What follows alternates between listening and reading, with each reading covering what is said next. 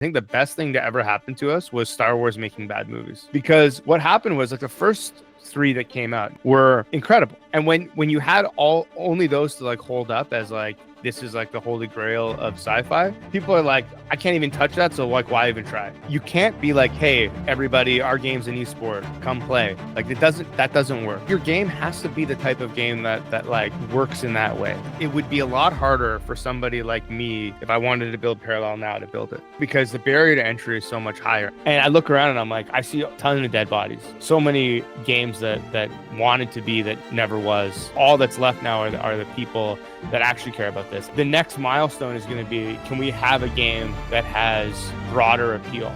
We've proven that it can be done. Now we can do it again. I don't know if we're going to be the next Star Wars, but something has to be the next Star Wars. So why not try to be? Hello and welcome to the Press Play podcast. My name is Omar Ghanem. I'll be your host today, and I have a very special guest, tied at the most decorated in our Game Awards as a game title, with 2 years, winning I think 3 across both. The man, the myth, the legend, the one that doesn't listen to instructions if you ask him to wear a suit to an awards gala night, Mr. Kohji from Parallel. How are you doing, sir? Good, man. Good. I heard it was, I wore black. So that's as close as we get these days. You got the color right. That's right. That's right. Yeah. I had a short intro to like what Parallel is written up, but I don't think I'll probably do it justice because of how much it's grown. So my intro was, it's a sci-fi trading card game, TCG, empowers collectors to own their cards. But you guys have grown to be a lot more than that over the past, I want to say years, because it's not really months, is it? So I'll let you do the intro, actually. What is Parallel, Kohji? Yeah, what is Parallel? I mean, it's a studio that predominantly makes games, like our product in the market right now is the card game. So yeah, you're definitely correct on that account. But over the years, it's become so much more. Basically, like anything that we find interesting, we try and do. So we have in the works Colony, which is a, survival multiplayer team sim type game that uses AI. It's a bit hard to sort of pin down what it is exactly. I think people will have to play it and tell us what it is, to be honest.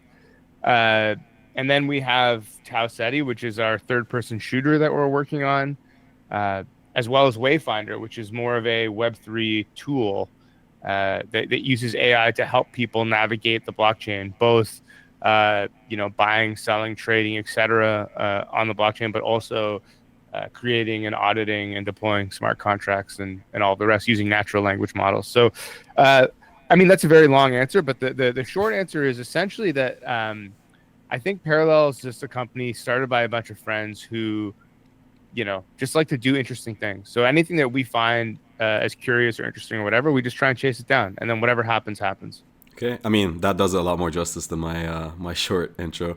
I want to dig a bit deeper into Kohji, the man, first, before we start kind of going into AI, and we'll definitely talk a bit about that. But I was watching another podcast that you did earlier, and I never knew this, actually. I've heard you speak on Spaces multiple times, but you used to work in legal software at some point? Yeah. So before all of this, I was working on software for lawyers. So the last company was a bunch of it was family law, so it's like asset division and a bunch of math and whatnot. And I think that like that sort of spreadsheet skill maybe translates pretty well to game design if you are have that interest, or at least with card games, right? Because card games predominantly numbers, balancing, etc. So I think I just had that sort of mindset, and I always just wanted to make a game, and so did all the rest of my friends. So when the opportunity arose, we were just like, let's just give it a try. In COVID, we were just kind of just bored and decided, like, what's the worst that could happen? People are like, oh, I don't want this. Okay, then we just go back to our, in my case, the legal tech. Yeah, because I was going to ask, how the hell did that happen? How did you go from legal software to like, you know what, let's make a TCG? I do see the Excel spreadsheets kind of making its way into this side, and I know you're very famous for nerfing your community's favorite cards every now and then. But what was that transition like? Was it just an experiment, like let's do a side project and see where it goes, or did you always want to make a game? Like, where does Parallel come into the equation? A bit of both, right? Like I definitely always wanted to make games, and so did the rest of my friends that I started the company with. But I think it was just a confluence of events, right? Like we were working from home, not so much to do because a lot of us don't want to remember what the beginning of COVID was like, but really, like we're just stuck at home, nothing to do. No one's working all that much because all the industries are kind of taking a break, and so we all got together and decided like, hey, I wonder what it would be like if we just decided to try and make some games ultimately. And so coupled the free time with the desire to try something new and having nothing better to do. So it's not like, you're going out seeing people, going to restaurants, doing all this stuff. We just decided, hey, let's make a go of it, and kind of from there, it took off. Now, the flip side is like, yes, I've always wanted to make a game, but I don't know that anyone was going to give us money to make a game if we didn't do it ourselves, right? Like it's not as if we have this prestigious resume that some other Web3 products or projects might have, where this guy's X, name your favorite game, Halo or whatever. And so yeah, I don't know. It just kind of it sort of happened this way, and it just turns out that if you have a passion for it and you have a really good idea, sometimes people will catch on. No, that's interesting. I mean, COVID definitely gave birth to a lot of products and companies the same way it killed essentially a lot of them as well. I'm curious, why TCG though? Was there a specific reason in terms of like the games you played growing up? Were you inspired by something? Did you just want to try it out? Was it the easiest game to build? Like, how did that work in your mind? Well, okay, so I mean, there's a number of things here. First of all, like why TCG? Because my friends came to me and said, "Hey, we know that you are interested in like game design, so why don't you try and design something for us?" And I've always loved TCGs, so that worked. But I also have to sell them on it, right? Because none of them were really like couple of them dabbled in Magic the Gathering a little bit. I was like, obviously, I grew up playing Magic the Gathering and every other flavor of card game, like Android Netrunner, or I think at that point it was just called Netrunner. Illuminati was another card game that I played a lot. Gridiron was like a football. Anyway, there's like, I could go on and on about the card games that I used to play. But I had to sell them on it as well. And so I think there's a bit of practicality there, right? Like the fidelity required for making a card game, uh, it's more about the strategy of the game than the execution of like, if you're making a shooter, for example, the tactile nature of the game, how the guns feel when they shoot, what the game looks like, how clear things are, et cetera, et cetera. Spray patterns, all of this stuff is like so crucial to whether or not people are going to like the game. But with a card game, it's more about, are the mechanics sound, the rest can kind of like sort of fall into place. It's because you're simulating like a tabletop game. It's like a tabletop simulating game as opposed to this thing where you're trying to create an immersive world that people run around in.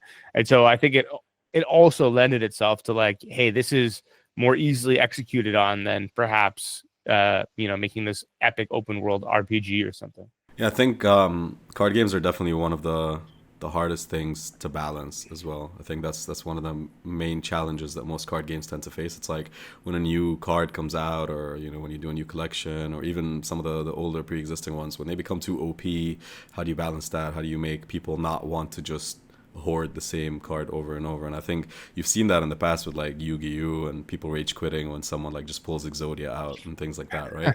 But I'm curious, like, did you have any other challenges starting out? Obviously, I mean, you started during COVID, so it must have been like really challenging at first. But what were some of your early challenges setting Parallel up? Uh, oh, that's interesting. What were our early challenges? Okay, well, uh, I mean, the process was such that we decided we're going to design this game, we're going to do all this stuff, and we're going to work our regular jobs while we're doing it, right? Because we don't know how successful it's going to be, what it's going to be like, whatever. Fine. But it very quickly became apparent that that's not going to work.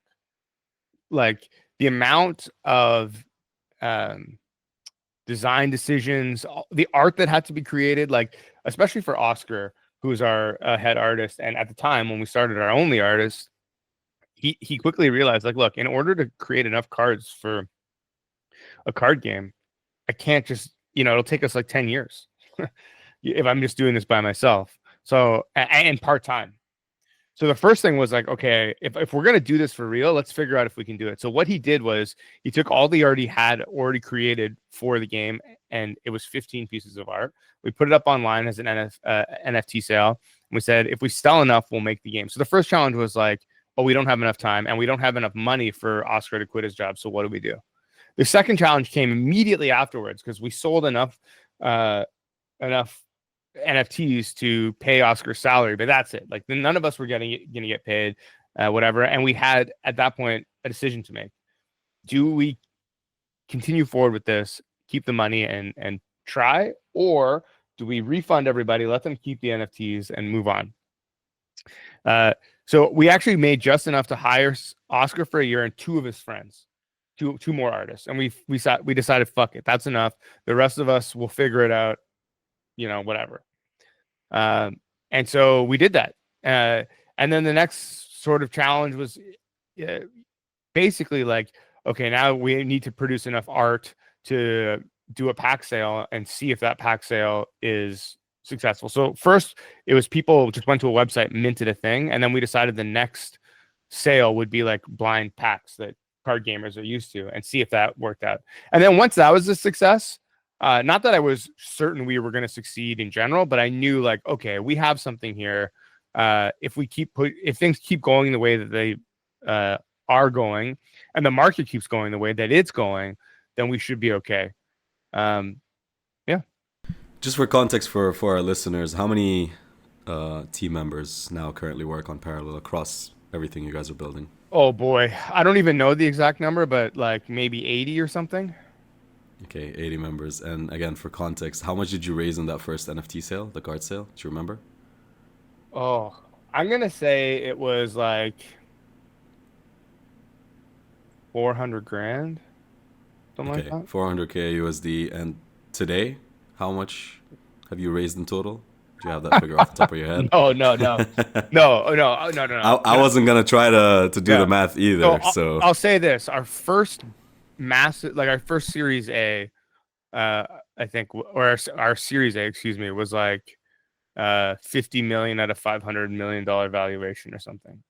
And obviously we've done sales and other stuff, but like that was the first big one where, yeah. And I should also mention that for the first year of the project, none of the other founders paid ourselves. Even as we were hiring people on, we're like, no, we got to keep this money to like hire talent to build this thing, and eventually we'll get paid.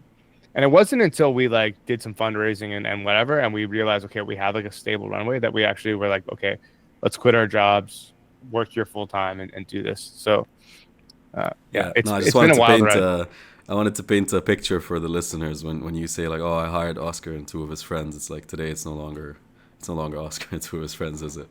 No, no, no. Yeah, yeah. It's yeah.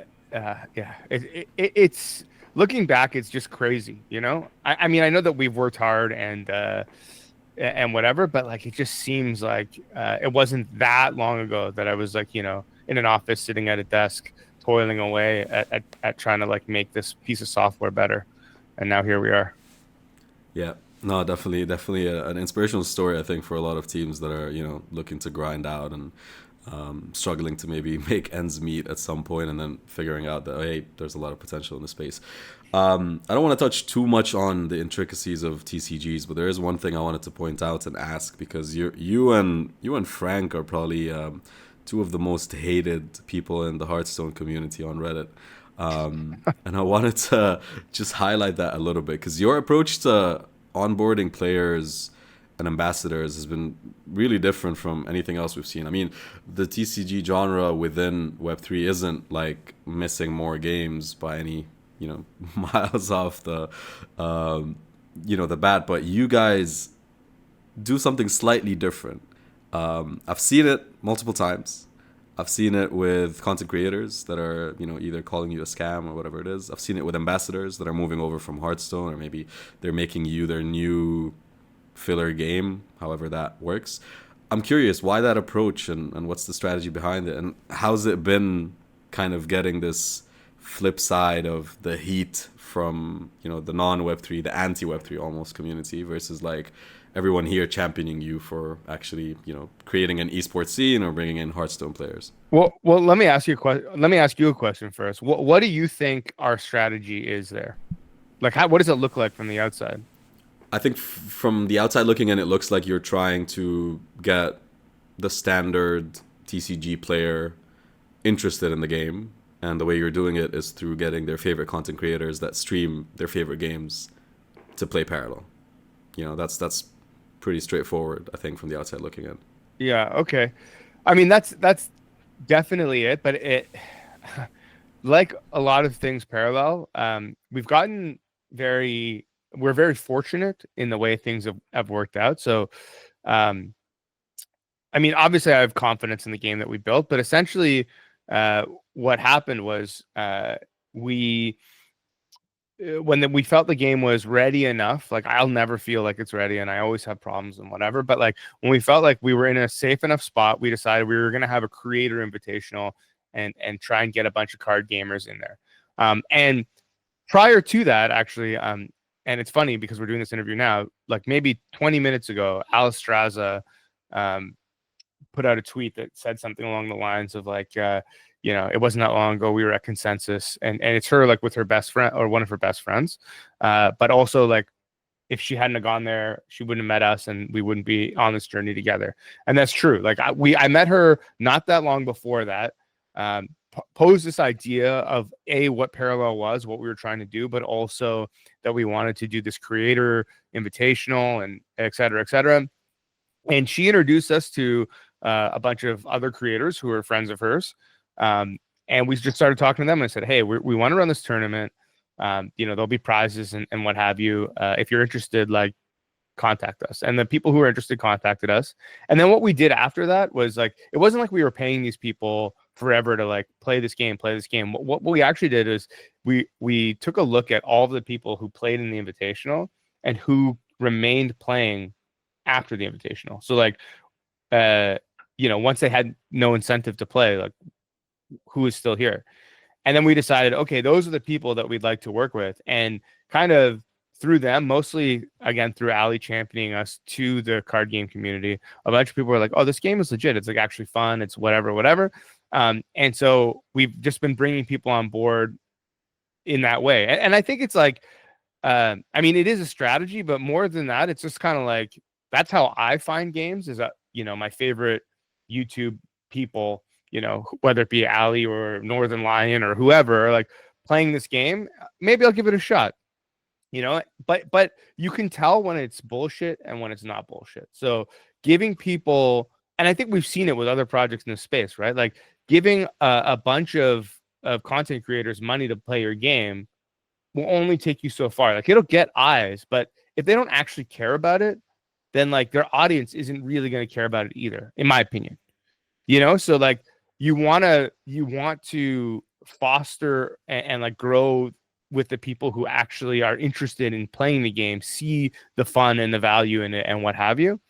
And I got a shout out, like big shout out to a good friend of ours, Gabby, yours and mine, at YGG for like seeing the potential in the game and sort of like being one of the first people to be like, I'm going to build a new sports team. I'm going to help bring some of these people along with us as well.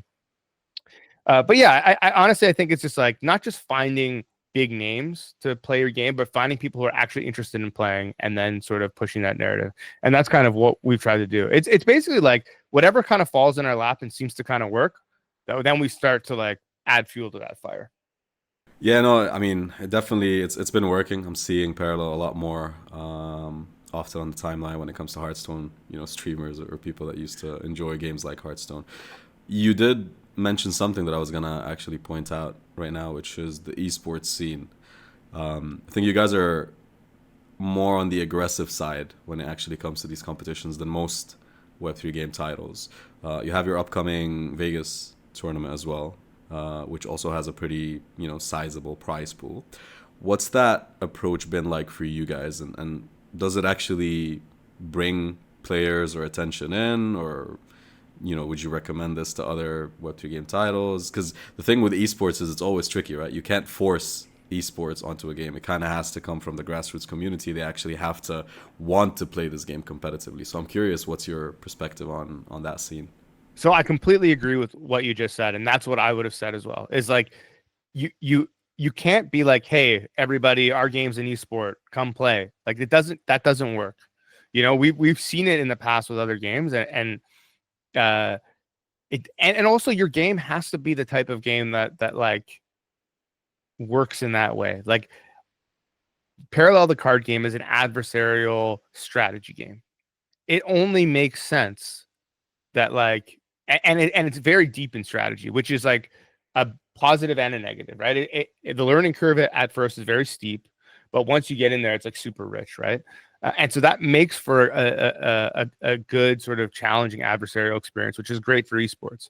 But then what you said is like it, it it has to start from like a grassroots level. And so basically what we did in the beginning, and we still do kind of, is like uh we put out there to people, hey, if anyone's interested in like throwing a professional level tournament, we'll give you prizes. The foundation might help sponsor it, et cetera, to like bring it along, make it more of a real event. And even this year with the league, we've taken some of the people who are interested in creating these events, and we've said, okay, what we're going to do is give away points towards the finals that are happening in Vegas that you mentioned. And whoever accumulates enough points at these like more grassroots style events can come and play the finals. And so, we are throwing a major tournament ourselves, but all the other tournaments, like YGG hosted a big tournament. You were there, you saw it, and there have been others. And the very first parallel tournament that was done in person was in Paris by two community members. We're like, we really want to host the parallel tournament. Would you support us? And we're like, of course we will. Um, yeah, and that's kind of I think the way to do it, because like again, it's like hiring KOLs or whatever you want to call them, streamers. You can't really force the issue. People will see immediately like this is kind of bullshit. What you really have to do is just like uh take what's already there, like we did with the streamers, and like amplify it. And I think that's just the only way to do it. Again, for context for listeners, what's the prize pool for this Vegas tournament coming up in the end of Feb? I think 27th, is it? Oh, that's a good question. I believe it's $1 million. Um, but I don't recall something large. Maybe the for the whole season was 1 million. I don't remember. But I think it's about 250K for okay, just yeah. the So Vegas so one. yeah. So for the whole season this year, I think the prize pool was $1 million, Okay, so and you, I think you that run it in seasons actually, so it's not just like a one-off tournament. It's more of like a whole season of right. tournaments. So yeah, this is kind of what I was saying, where like players get points in previous tournaments and use those points to qualify for uh, the Vegas finals. So Right. yeah, Okay. I should know the answer to your questions, and I really don't. But uh, No, it's too bad. okay. I couldn't expect less from you, Koji. I want to move the conversation a little bit more now off of just the TCG, because I don't think it does you guys justice if we just talk about the card game. Um, it's funny now looking back on it. Colony has always been this like black box where people don't know what to expect. I think we saw the demo videos with like the NPC walking around or whatever, and that was primarily it for the most part. Hmm. It's now February 2025. AI agents are pretty standard when it comes to topic of conversation. OpenAI is doing their own agents, and I'm curious. First, I'll start with this question. Do you feel like telling the whole industry "I told you so," or Uh, what does it feel like right now, reflecting back on your decision back then to build Colony? oh boy. Uh, yeah, that's a really good question. No, I don't know. I don't know, but I told you so. But I do think that uh, it's one of these things where you kind of have to bet on yourself and your own instincts, right? We see a lot of people jumping on trends where it's like, oh, such and such is hot. Okay, I'm going to do this thing. Or that other thing is hot. I'm going to do this thing. But like the real way to win is to build for the future. So, we saw on the cusp the whole AI agent thing. And I mean, obviously we didn't predict things like AI 16Z or whatever, all these like Twitter agents. That wasn't like on the radar, but we were like, okay, this is going to be big for sure. And making games is what we want to do. So like, how do we incorporate these things together? And we came up with Colony, and then obviously through that, Wayfinder was born. We can talk about that because I think that's going to be fucking even more massive. But yeah, we came up with this idea to gamify the whole AI agent thing, and yeah, I don't know if it's I told you so. It's just like you look ahead, you try and not even try and predict, just like go with what you find interesting, and then hope that the rest of the world catches up. And I think I have to give all the credit in the world to Kalos, who is our CEO, because he's the guy who he bets on himself 100% of the time, and I would say 95% of the time his vision of the future is like pretty spot on, and he knows to pivot off of things when it's not working pretty early. Yeah, so again, I'll give context to the listeners. Parallel Colony is, this is probably the closest we can get to describe it right now with the information we have, is an AI driven survival simulation where players guide evolving, semi autonomous avatars to build and defend thriving colonies in a futuristic world. Wayfinders is essentially at the heart of that when it comes to the resource management aspect, if I'm not mistaken, or you've taken the tech out of Yeah, Colony and you've packaged it as Wayfinder. yeah. So Um, so basically, just to give people some context about all of that, is we decided that we wanted the agents to interact with each other on chain by themselves in Colony.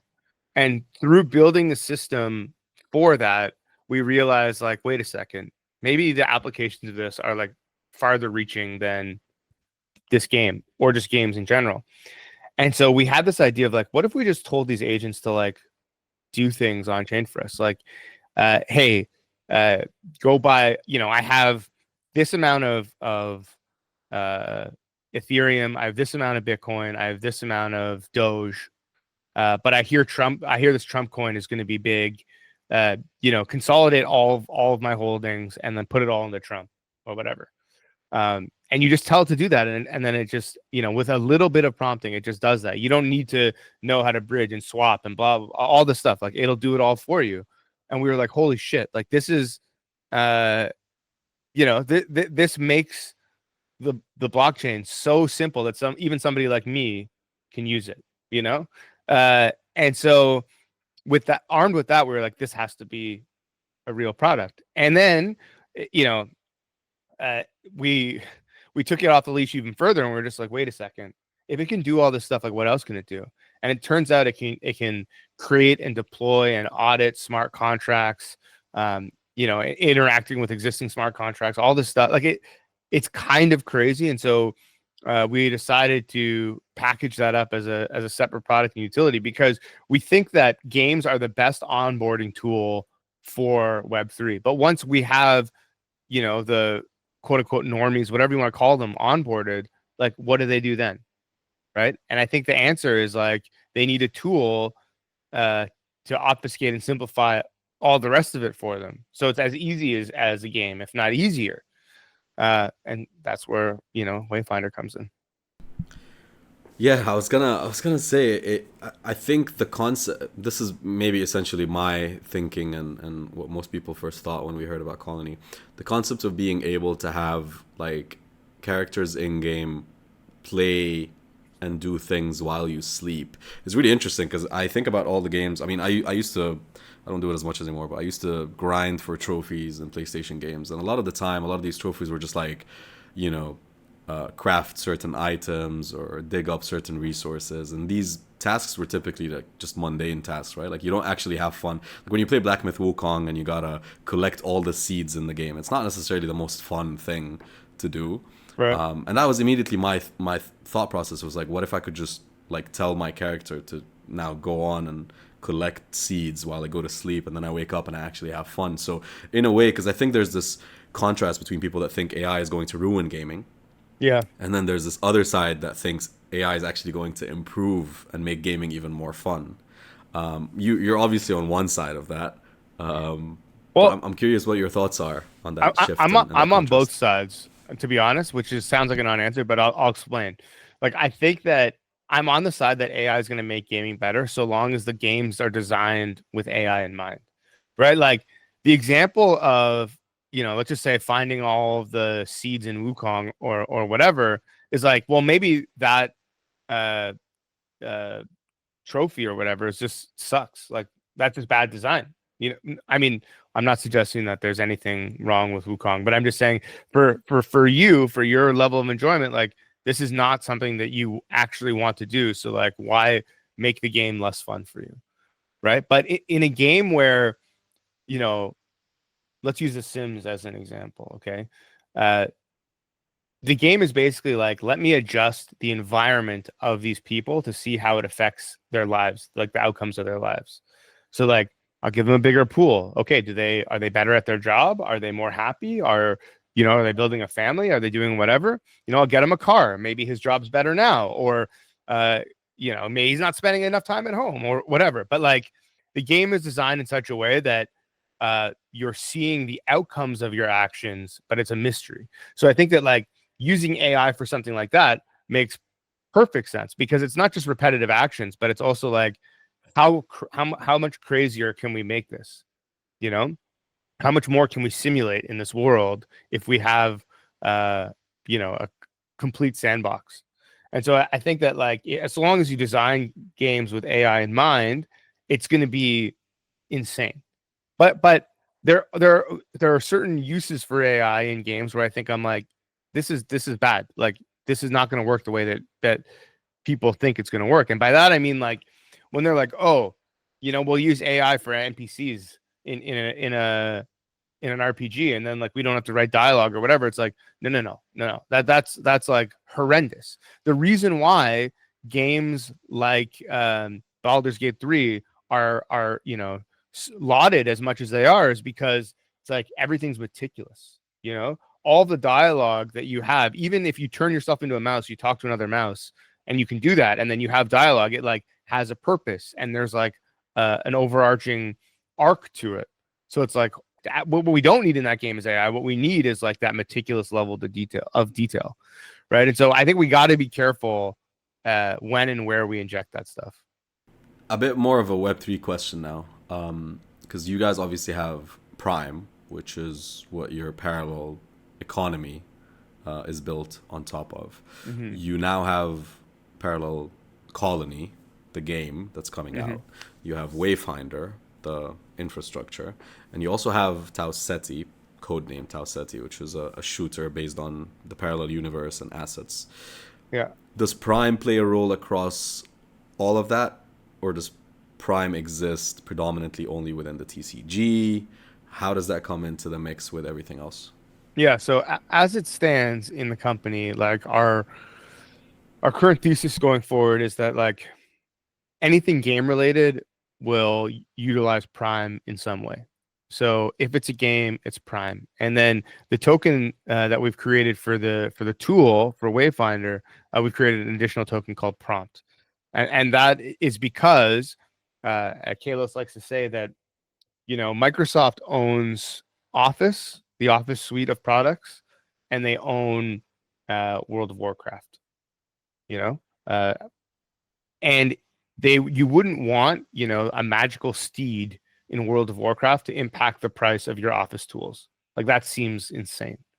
So you need to separate those two things out. This is like purely utility based. Okay, so we got Prompt for that, and then all the game stuff we have Prime for. Okay, makes sense. And then now that I mentioned it, I want to actually dig deeper. And I have a question for you that I think a lot of people have been asking over the past few months, ever since we saw the announcement, actually. But Tau Sure. Ceti, how does that play into the mix of things of what you guys are working on? I mean, the entire idea was also again like this is all just like stuff that we find interesting or like things were like, well, what if we did it this way? So basically we found out that the artists were uh creating a lot of the card art in 3D before flattening it down for 2D for a card. We're like, okay, well, if that's how they're gonna operate things, like what can we do with this 3D stuff.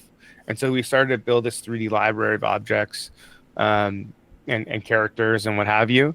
And then it got to a point where people were like, why don't you, do something action oriented or whatever? And it became clear to us that like people's desires to walk around in the world of parallel, see the scale of objects and what have you was like super interesting to them.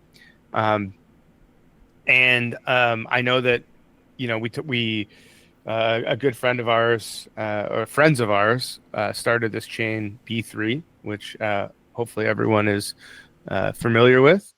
And we started talking to them about what it might look like for us to create a shooter, and maybe we could work together and figure something out. And we went really deep down that rabbit hole. And as we do in parallel, as soon as things become exciting, we're just like, fuck it, we're gonna do it. And that's it. That's just how it came to be. Okay, yeah, that's interesting. I do think the cards alone paint a pretty spectacular, picture of what the universe looks like. But being able to actually have yourself immersed in that world, I think, is a completely different level. I think we see it with your cinematics. If anyone hasn't watched a parallel, cinematic trailer or video, or whatever it is, you can jump on YouTube or Twitter, and definitely take a look for yourself. But what inspired the whole direction? Because parallels, it's pretty sci-fi, right? It's a lot more on the Star Wars kind of vibe compared to something like a Hearthstone or Magic the Gathering or Yu-Gi-Oh, which typically tend to be very like magic and witchcraft focused. But you guys are very much like in that sci-fi realm. Totally. So basically, I mean, we're all technologists at heart. Like, yeah, the group of us that started this company, and also crypto is a very, or Web3, is a very sort of future focused, um, bleeding edge tech type situation. And so I think it just made sense that if we were gonna go down this route, that we should do something, um, in the sort of sci-fi world. I also think that a lot of times the sci-fi world has been, underserviced. We're seeing a lot more of it now, but especially in card games, 99.9% of the card games out there are fantasy driven. And so I think it was also a way for us to differentiate ourselves. I think I've talked about this before, but I think the best thing to ever happen to us was Star Wars making bad movies. Uh, because what happened was like the first three that came out, not episode one, two, three, but episode four, five, six, were incredible. Like I think anyone who's like those movies are bad is like out of their minds. It was undeniable, especially for the time, completely groundbreaking. And when you had all only those to like hold up as like this is like the holy grail of sci-fi, you can't match that. People are like, I can't even touch that, so like why even try? But as things have like as they've sort of like sadly devalued their IP or whatever, and like made all this stuff that is like kind of middle of the road, it's like okay, now sci-fi is kind of wide open. People see inroads to like I could do better than that. And Kalos, to his credit or to his insanity, I'm not sure which one, has said like, I don't know if we're going to be the next Star Wars, but something has to be the next Star Wars. So why not try to be? And that's kind of it, man. And also like obviously I grew up on all that stuff, man. I used to watch those first three Star Wars films obsessively. Like I remember there was a weekend in my life where I watched it like all three movies. Each movie I probably watched like let's say 3, 6, 9 times or 12 times or something. So that's 36 movies or whatever over the span of 2 days. Like that's how into Star Wars I was. So it just made sense to make a sci-fi thing. Yeah, no. I mean, it definitely does show. You've got, what is it, four factions? Do you call them? Oh, five, Uh, five, five, five five, parallels. Yeah. So five parallels. yeah. Is that where it comes from? Like that you have Yeah. So parallels. well, so the idea for the game, right, is like it takes place in the future. Mankind has been scattered to the stars, um, and they've been apart for like generations and generations. And so they've all sort of evolved separately from one another to their current living conditions, but in parallel, right? So like over the same period of time, they've evolved separately, and then they've all come back to Earth, alien to each other. But if you asked any of them, like, "What are you?" They'd be like, "Well, we're human." So That's an interesting way to look at it. that's where it comes from. Um, yeah, okay, yeah. Now I know. But I think you guys have done a great job with the parallel community as well. Um, you tend to see those parallel lines in comments a lot more often than not. I wanted to ask specifically when it comes to the last sort of 8 to 12 months. I think the space has gotten a lot better. I think the quality of games is definitely getting a lot better. Oh yeah. Once upon a time, you were maybe, the diamond in the dust, right? There weren't that many games to look out for when it comes to competition. How are you finding Web3 gaming today? Whether it's through new competitors, whether it's through, big IP making its way into the space, or big companies like Ubisoft or others making its way into the space. What's the space actually look like today for you as Koji from Parallel? So it's kind of interesting, right? Like I think that the way the space is now, where it's a lot healthier than it was, but it would be a lot harder for somebody like me if I wanted to build Parallel now to build it. Because the barrier to entry is so much higher. I don't think I could just have 15 NFTs that I wanted to sell, raise money, and build a game. Like I don't think it will work in today's climate. We have enough actual games out there that people are like, well, let me see it, let me feel it, let me play it, let me show me some elements of it. Don't just tell me what you want to do. And so I think that that's very interesting. And for better or worse, I think that's why things like meme coins are so much more popular. It's because you don't actually need to do all that much, right? Like the amount of work and detail that you need to put into creating a meme coin, and I'm not putting that down. I'm just saying it's a different thing. Is a lot lower than like, hey, let me show you some elements of the game that I want to build. Um, but ultimately, I think that makes for a better space because it means that people, it's a lot harder to grift or whatever you want to call it now, and so you have to really want it. Also, the market is such again that like unless you cared about building a Web3 game, you wouldn't occupy the space. It doesn't make sense. We look around, and I mean we haven't been around that long. Officially incorporated in let's say 2021 uh, or maybe late 2020 or something. And so it's only been like let's say 4 years or so, thereabouts. And I look around and I'm like, I see a ton of dead bodies. Like there's like so many games that wanted to be that was never was. And so all that's left now are the people that actually care about this, and then the people who are getting into it are only the people that actually care. So I think it's actually really good. Now the next milestone is going to be, can we have a game that has broader appeal? And by that I mean not just Web3 audiences or Web2 audiences or whatever, but hits the zeitgeist. And it doesn't have to be on the level of like a Call of Duty, AAA, whatever. Give me like what's the Web3 lethal company look like, or the Web3 Balatro? Well, Balatro is also kind of huge, but like, you know what I mean? Like that indie game, Hades, whatever, that like hit the gaming community, and everyone was just like it or not, just fucking try it. We need that. Once we hit one of those, I'm like, we're there. Web3 gaming, it we've proven that it can be done. Now fucking do it again. Yeah, I definitely agree. I think, we've been in the space since 2021, and, watching the space evolve. We've gone from pitch decks and, token design focused teams to essentially like people don't have a conversation with you anymore if you say you're building a game and you don't have something that they can try, or a demo at the very least, right? It used to be a cinematic trailer, a nice white paper, a pitch deck, and like a $20 million raise. Yeah. It's now like you gotta build something, you gotta give me a private test build or whatever it is. So I do think it's gotten harder, which is a good thing to your point, because it means the quality is now much higher. You guys, what is it, six time winners? So 2023 best card game, best strategy game, game of the year. 2024 best card game, best strategy game, best esports game.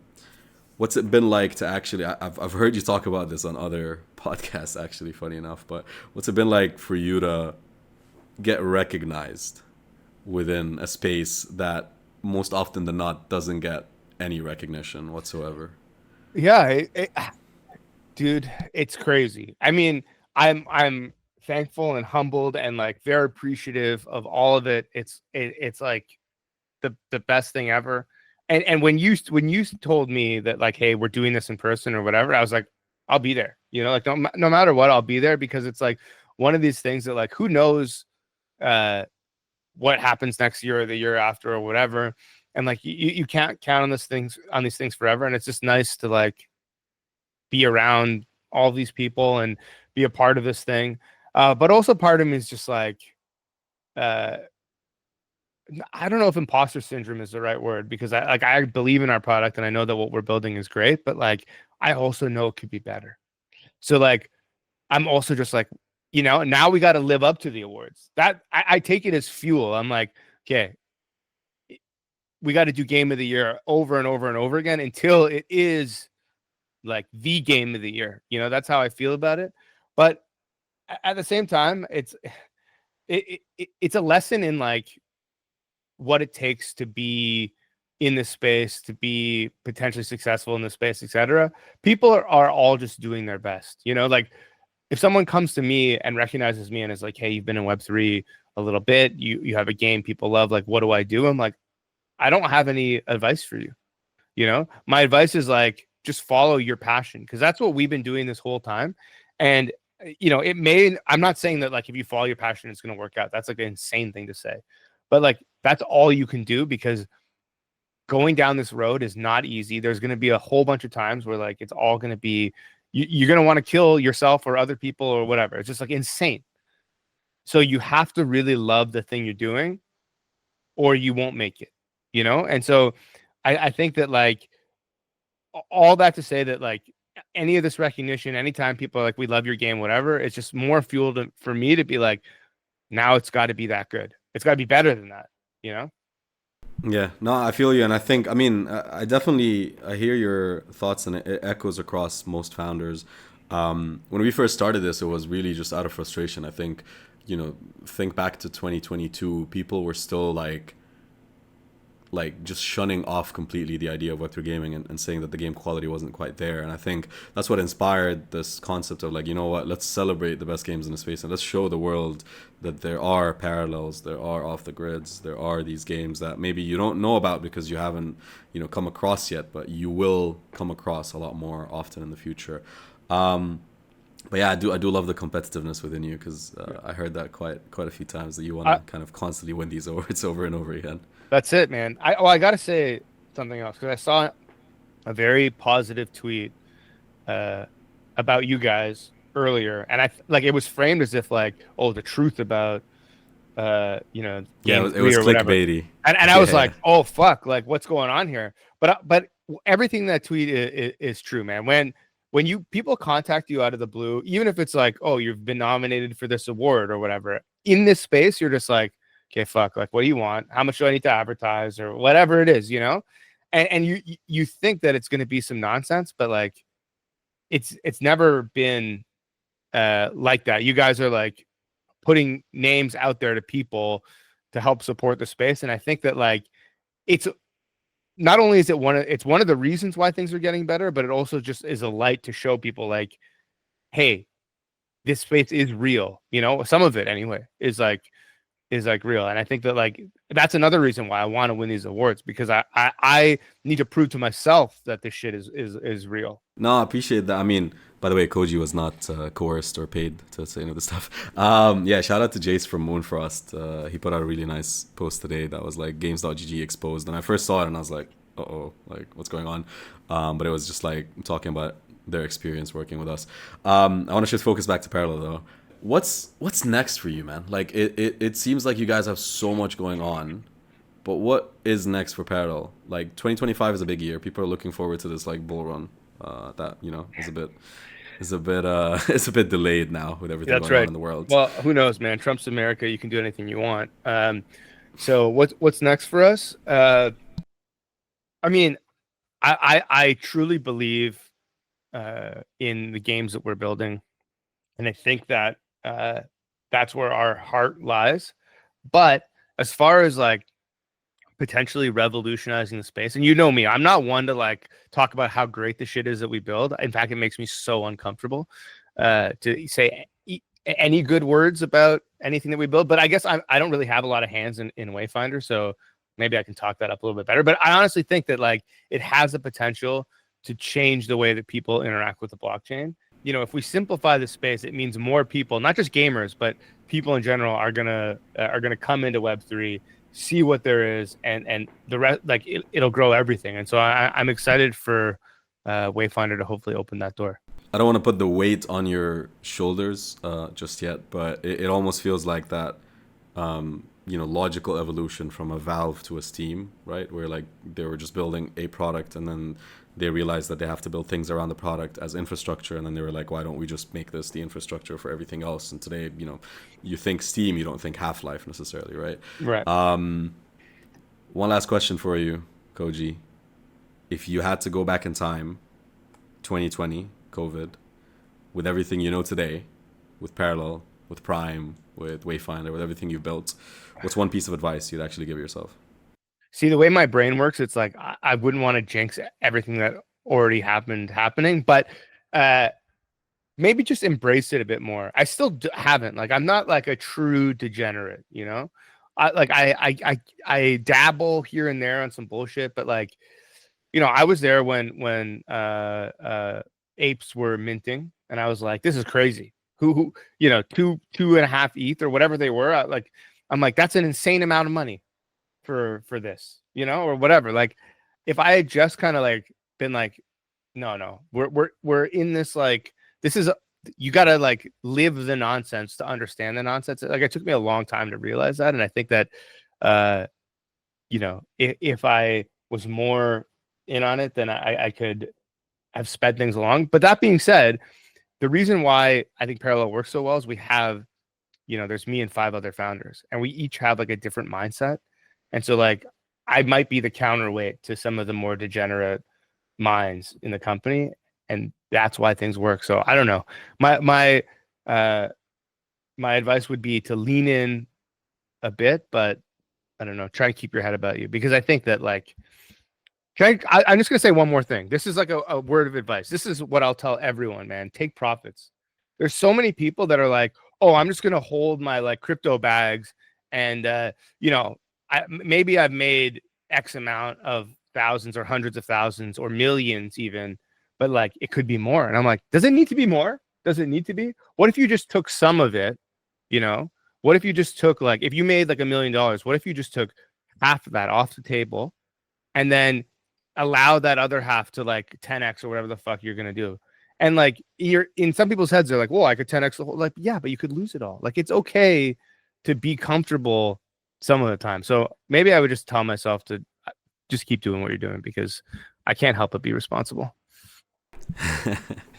Great advice. And then I'll let you do the honors of telling everyone listening in what's the best way to keep up with all this crazy stuff that you guys are doing, whether it's Parallel, the TCG, the card game, the tournaments that are coming up in Vegas, and the rest of the league, or if it's Wayfinder. What's the best way to keep up with Koji, with Kalos, with Parallel? At Parallel TCG, and then I'm at Parallel TCG Pod. Follow those on Twitter for sure, because it's a joke in the company that sometimes things end up on Twitter before they end up in our Slack. So we watch the Twitter just as much as you do. But if you're interested in the card game, join the Discord, ask questions. People will help you. People will teach you. We have community members who like really handhold people. We have people who like give other players NFTs to start with, so they can start their like crypto journey if that's what they want. And yeah, I don't know, just all the social media places you can find us, but I would say like the two biggest ones, Discord and Twitter. And Parallel is now playable on, I Oh, want it's to say on Epic, almost yeah. every device So except the MacBook. no, it's on Epic. Thanks to your help, we have you can play it in browser on the MacBook too, even, right? So you could do that, and we are in the process of testing a native mobile client for the game, so that should be happening uh, very very soon. Keep an eye out for that. Yeah, so definitely try out Parallel, the TCG, the card game, if you haven't already. Keep an eye out on Parallel Colony. It's one of the most anticipated games of the year. So no pressure, Koji, but you gotta make this shit work. Yeah. Definitely keep an eye out on Tau Ceti, Project Tau Ceti, the shooter, and obviously also Wayfinder. Thank you so much for joining me, Koji. It's honestly, we started doing this video format and we were thinking about guests to bring on, and immediately I was like, I need to speak to Koji. We didn't even go through like the group chat or anything. I DM'd you. I was like, yo, we're doing a podcast. Like I need to get you on this show. So appreciate you making the time Well, and joining me today. I'm upset because A, I should have got my hair done, and two, I should have worn a suit. It would have been just the icing on the cake if I had shown up to this wearing a suit. Yeah, yeah. The joke is, I asked Koji specifically. We had an invitation go out to everyone where it was blasted to everyone that joined, 300 people. Please dress professionally. I DM'd Koji and said, brother, please dress professionally. Man showed up in a black Skelly t-shirt. Hey, it was a And button up. went on stage and picked up 3 awards doing it as well. So thanks for spiting me. But no, this has been great. I could go on for hours and hours, but we'll have to wrap things up here. Thank you so much, Koji, for joining. Definitely keep an eye out on Parallel. And for those listening in, thanks for tuning in. If you missed the episode or if you want to catch up, don't forget it's on Spotify, Apple Podcasts, Amazon, Twitter, YouTube, I don't know, everything in between. So definitely keep an eye out and let us know who you guys want us to have on the show next. But until next time, see you guys.